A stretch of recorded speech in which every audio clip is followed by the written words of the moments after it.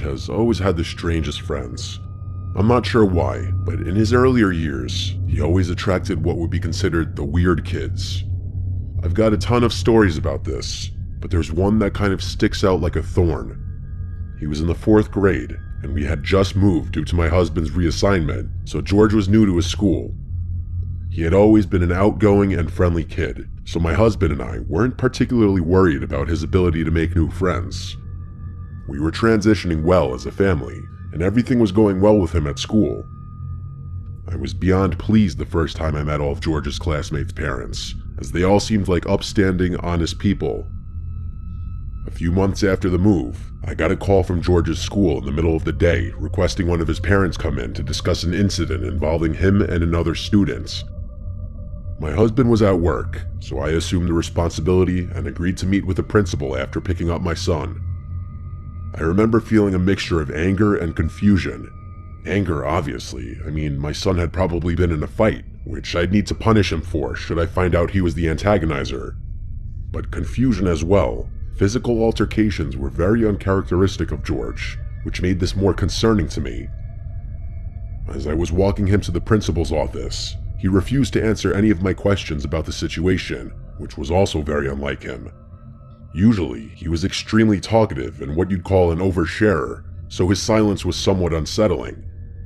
I figured he was either embarrassed or scared, so I didn't think much of it. The principal asked that George sit in the waiting room outside his office, so that's where I left him. After closing the door, the principal directed me to a chair in front of his desk, which is where I sat down. He began asking me questions about George, the kinds of questions you'd expect. How is his behavior at home? Does he listen? Does he talk back? Is he respectful? You know, things like that. I had nothing but positive things to say. George was an extremely well-behaved and respectful boy, and that's not the mother in me. I was just telling the objective truth. Eventually, the principal told me why I had been called in. Apparently, George had gotten into a brief altercation with a classmate after recess, a boy named Sebastian. I asked about the circumstances of the fight, and this is what I was told. They had been the last 2 students outside, and they were walking up the stairs together. Seemingly out of nowhere, George pulled an eraser out of his pocket and struck Sebastian over the head with it, causing him to fall to the ground and start screaming. I was baffled. It was totally unlike George to do something like that without being provoked. Plus, I had heard about the Sebastian boy before. George spoke fondly of him, like they were close friends. I asked the principal more questions, but he didn't seem to have the answers, and ultimately admitted that no one had seen the incident, but both boys had independently confirmed details of the story. He then said that George wasn't in trouble, as a little fight wasn't too uncommon. He told me that he just wanted to inform me, and that no further action would be taken, which definitely calmed me down. After that, he excused me, so I left. George was still silent about the whole thing as I drove him home, and only opened up to me right before bedtime. Admittedly, I had grown frustrated with him for not talking to me, which was probably why he quit the silent act. He told me that Sebastian had tricked him. I asked him to elaborate, and he told me that they had been playing make-believe Street Fighter. As per Sebastian's instruction, George had pulled out an eraser for a KO move of some sort. Out of nowhere, Sebastian fell to the ground and pretended to be really hurt. He then whispered in George's ear that he'd seriously hurt him if George didn't pretend like he'd attacked him. So that's what George did, and all the teachers assumed it had been a real fight. Rightfully so, I was pretty pissed. My little boy had been taken advantage of and falsely accused. Instead of going to the school, I decided to handle things myself. That night, I went through the school's directory and found Sebastian's mother's phone number. She introduced herself as Maggie, and I was kind of taken aback by how sweet and genuine she sounded on the phone. She told me she had heard about the incident, gotten the real story from Sebastian, and already reprimanded him. I thought it was kind of odd that Sebastian would have told the truth to his mother so soon, but I was happy I didn't have to do any convincing. She then went on to say that Sebastian had always had some minor behavioral problems growing up, and he'd sometimes think and act like another person entirely. I actually started to feel bad the more she told me. It seemed as if he wasn't fully in control of some of his actions. Maggie suggested that the boys schedule a sleepover to make up for the whole thing and become better friends, which I thought was a great idea.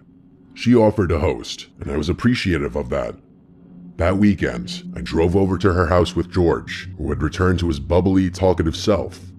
Maggie invited me in, and the two of us got to know each other over some wine while the boys played in the basement. Like I said before, Maggie seems like a completely upstanding person, and I really enjoyed her company.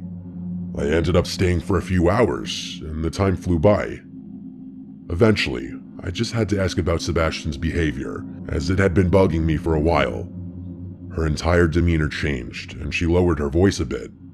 She told me that he often had trouble making friends, and that he's seen a few doctors, all of whom think it's something he'll outgrow soon. She went on to say that he's gotten much better at controlling himself, and the fact that he was being more social at school was a good sign.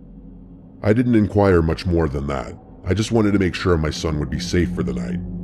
Maggie promised me George would be in good hands, and that Sebastian didn't have a history of getting physical or violent, more so just acting strange. That was enough reassurance for me. This woman was clearly genuine, and it actually felt kind of nice knowing that George would be helping Sebastian learn how to make friends. Eventually, it came time to leave, so I went downstairs to say goodbye to George. The two boys were laughing and playing Battleship. It looked like they were really getting along. I kissed my son goodbye and drove home. The next morning, I went to go pick him up. When I got to the house, he was waiting near the door with all his stuff and a smile on his face. I assumed the night went well. I said good morning to Maggie and packed George's stuff in the car. As we were driving away though, he started bawling out of nowhere. I asked him what was wrong in a concerned voice, and what he told me was quite literally jaw-dropping. George said that everything was going well until it came time to go to sleep. The boys had set up their sleeping arrangements in the basement, 2 air mattresses side by side. Everything seemed normal when they went to bed, but at some point in the night, George woke up. He wasn't sure why at first. Then he heard something. Whispering. It was coming from the bathroom. The door was slightly open, and there was a strange flickering light inside, not like a regular bathroom light. As George described it, it seemed more like a candle light. He listened closer and realized it was Sebastian talking. But he wasn't just talking, he was having a full conversation. George thought maybe he was on the phone or something, but the more he listened, the weirder it got. Sebastian wasn't calling himself Sebastian, he was calling himself Mr. Jim. George felt frozen. It was like Sebastian thought he was someone else, and he wasn't talking to anyone, just the mirror. Then the candle went out. Everything was dark again. George squeezed his eyes shut, pretending to be asleep. A long time passed, and then he heard the bathroom door creak open. His stomach dropped when he heard whispering again, this time right above him. It went on for a while. George didn't understand the words. It didn't even sound like English. He just lay there, too scared to move. Eventually, Sebastian went back to bed like nothing happened. In the morning, he was totally normal again. George didn't dare ask him about it. When George told me what happened, I was horrified. My gut told me this wasn't just a case of childhood imagination. Something was wrong. I didn't know what to do, but I knew I had to tell someone. I called Maggie first. At first, she laughed it off, saying Sebastian has always been a creative kid, but as I pressed her, her voice faltered.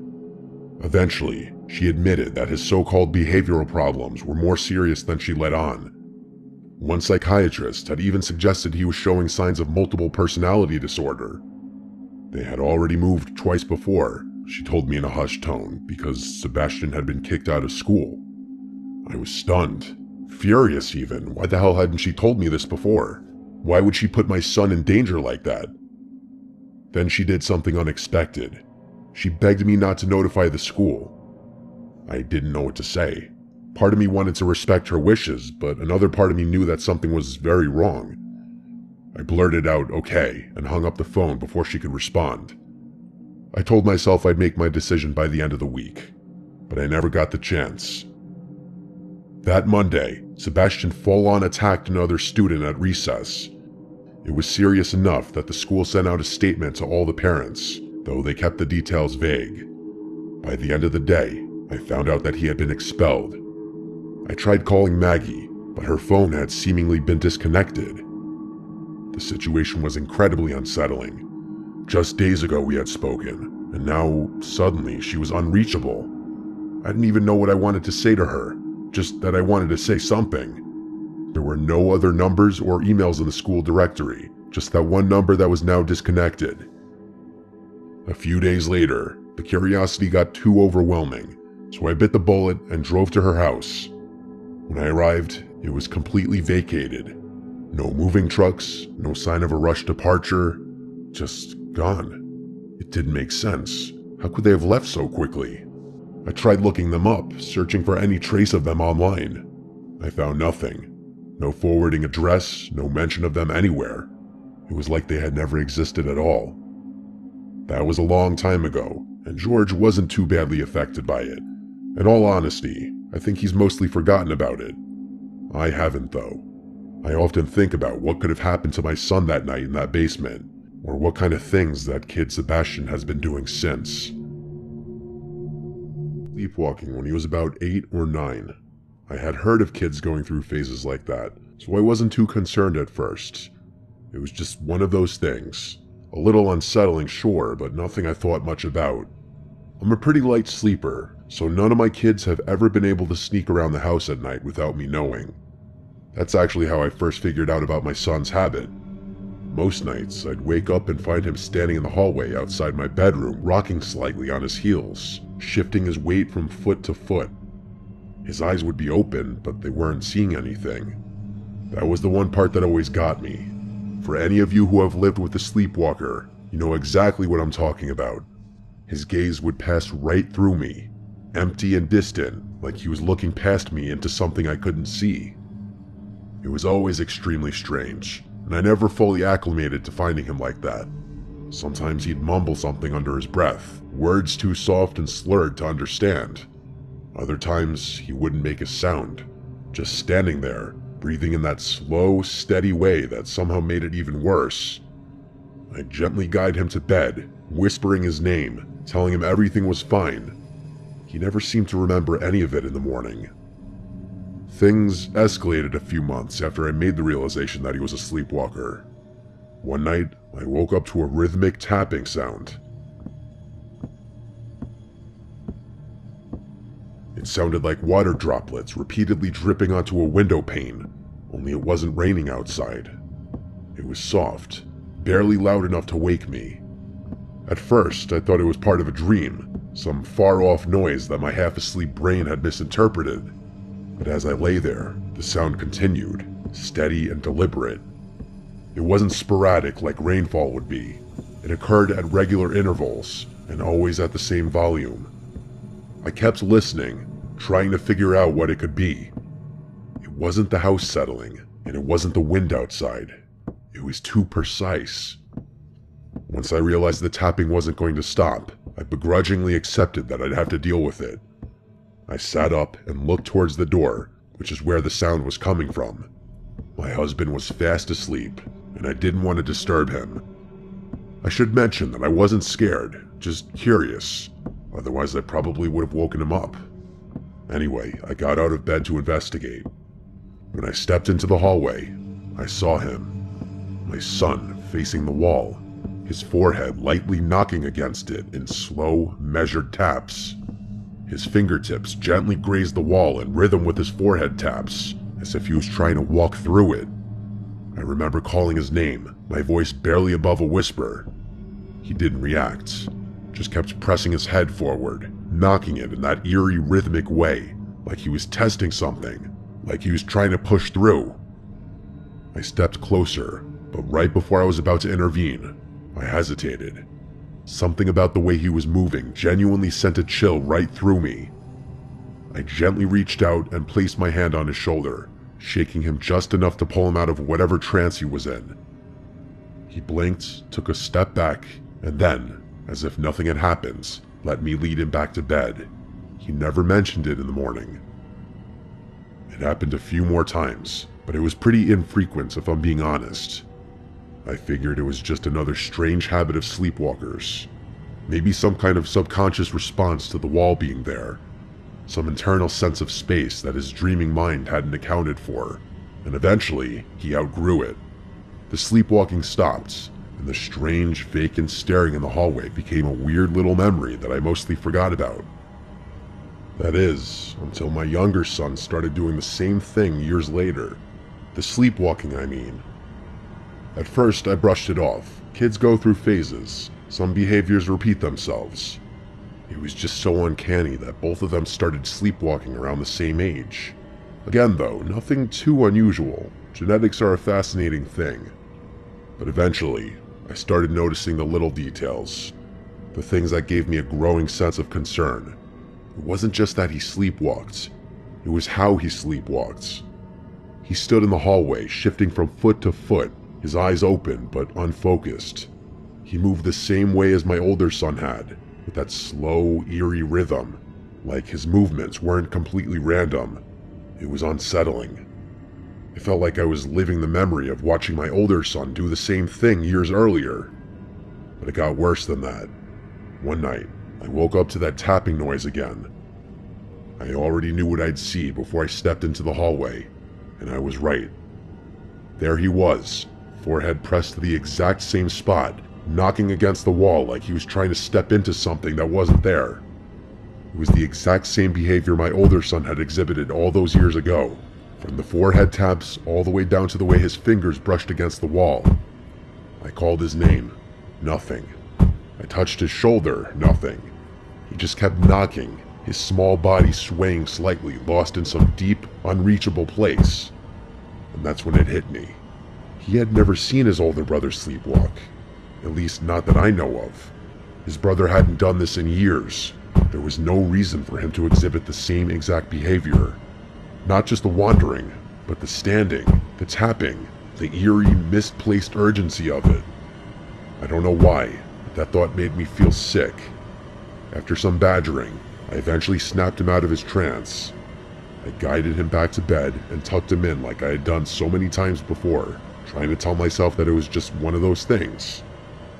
And then, just like his brother, he outgrew it. Just like that, no more sleepwalking, no more tapping. He had no recollection of it either. For years I didn't think about it. In all honesty, I had forgotten about the whole thing, but there's a reason I'm writing this now. My sons are away at college now, and the house is a lot quieter than what I'm used to. Because of that, my husband and I have to find new things to occupy some of that downtime with. A few weeks ago, we decided to renovate the house. The house is pretty old, and we've lived in it long enough that we've decided to change things up. New floors, new paint, some fresh updates to make the place feel new again. It was all minor work, nothing too intensive. We were stripping the old wallpaper when we noticed something underneath. At first, I thought it was just some old backing or maybe a weird stain, but as we peeled more away, my breath caught. It was an old, antique-style mirror, a mirror that had been covered for some reason. My first thought was, why the hell would someone cover a mirror instead of removing it? I felt ridiculous, standing there staring at a piece of glass like it was going to do something, but I couldn't help but feel like we weren't supposed to find it, like it had been sealed away for a reason. And that's when I realized the mirror was positioned in the exact spot on the wall that my sons had been bumping into all those years ago. The memories came flooding back, and I stood there in shock. There was no logical reason they should have known it was there. They couldn't have, and yet somehow they had. Both of them had independently been trying to walk into something that was impossible to see through the wallpaper. Forget about the fact that they were unconscious. I immediately got rid of that mirror, but I'm still pretty freaked out by the whole thing. There's got to be some kind of rational explanation for this, but I can't think of one. I still don't know what to make of this. I really don't.